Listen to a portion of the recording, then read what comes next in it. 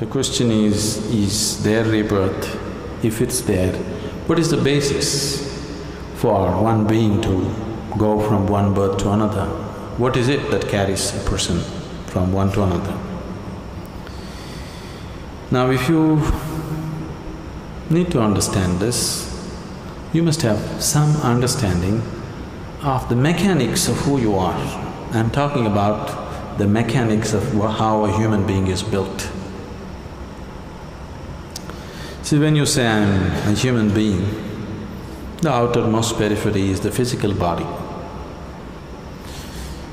In yoga, we look at everything as body because it is easier for you to understand that way. So we see the body as 5 dimensions or 5 sheets. Physical body is known as annamaya kosha. Annamaya kosha means… anna means the food. This is food body. Next one is called manomaya kosha. That means it's the mental body. The third one is called pranamaya kosha, which means the energy body. Physical body, mental body, energy body. All these 3 dimensions are physical. They are physical existence. Physical body is very gross, mental body is subtler, energy body is even subtler, but all these 3 are physical. It's just like the light bulb is physical, you can see that. The electricity behind also is physical, isn't it? The wire that connects is also physical, the electrons that flow through the wire also are physical existence. So similarly, physical body, mental body, pranic body, all are physical dimensions of life. This physical dimension of life, both in all these 3 dimensions, carries the imprints of karma. On the body it is imprinted, on the mind it's imprinted, and on the energy it's imprinted. This karmic imprints or the karmic structure is what holds it together. Karma is the cement which holds you to the physical body. Karma is the bondage, at the same time it's only because of karmic stuff you can hold on to the body and be here. This is where spirituality seems to be difficult because if you try to take it away, it doesn't work. If you try to add, it doesn't work. You need to be just there. If you're just there, it's a moment. Now, the next 2 dimensions are called vijnanamaya kosha and anandamaya kosha.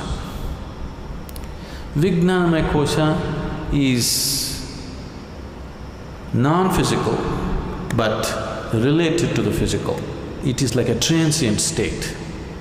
Anandamaya kosha is completely non-physical. So, vijnanamaya kosha and anandamaya kosha means it's the bliss body. There is a bliss body inside which is 100% non-physical. It has no form of its own. Only if the energy body, the mental body and the physical body are in shape, it can hold the bliss body in shape. If these things are taken away, the bliss body will just become a part of the cosmos. So whatever you are referring to as Atman or the soul is a fiction actually. In the sense, people are describing a certain limitation of the non-physical as a soul. But the body for the soul is still your karma. If the karmic structure is completely dismantled, there is no soul, everything merges into everything else. What is referred to as Mahasamadhi or Mahaparinirvana is just this, that you slowly understand where the keys are and dismantle the karmic structure so that you become truly no more.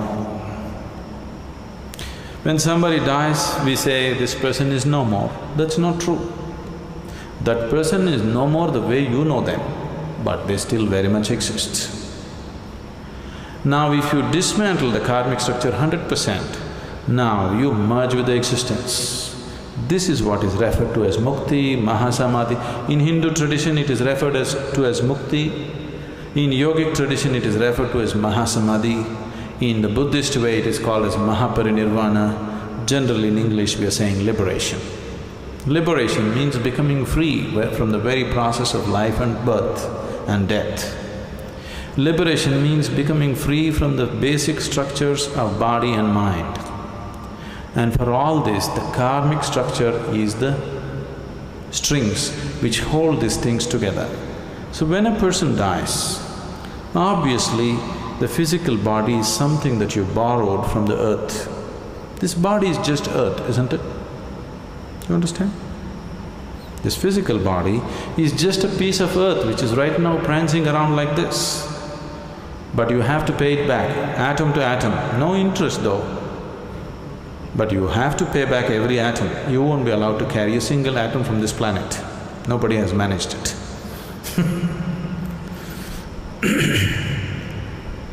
Physical body will fall apart.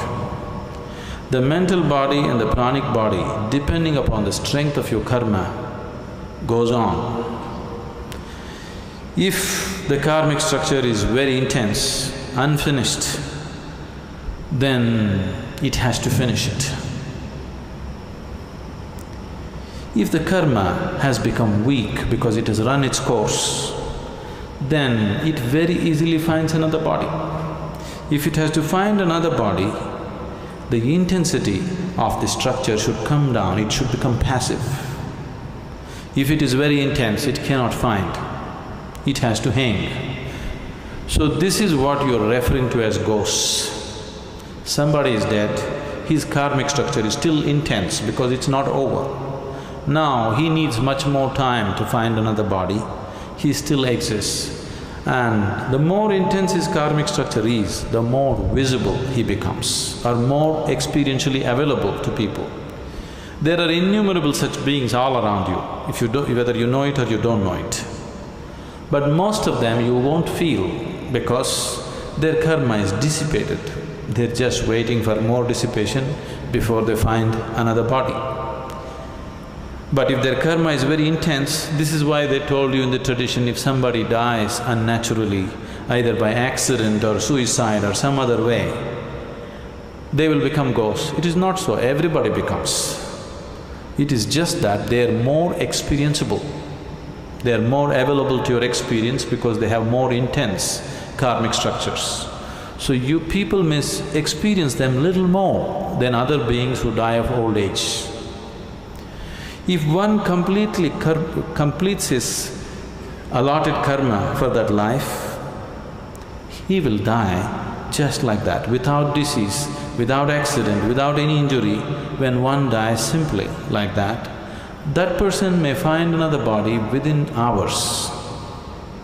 This is why in this tradition always they said, if one completes his life and dies peacefully, it's the best way to die because he need not hang around.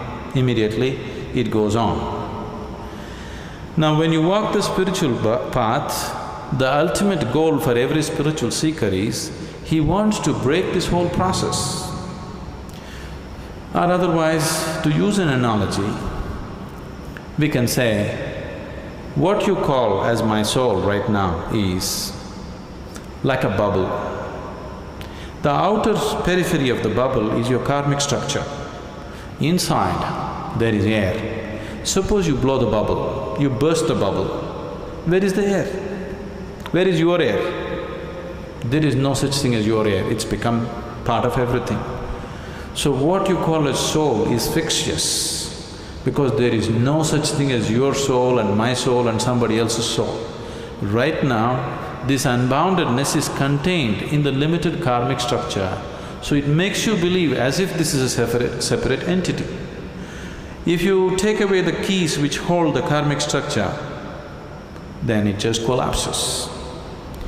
So, this afterlife, next birth, don't believe all this nonsense.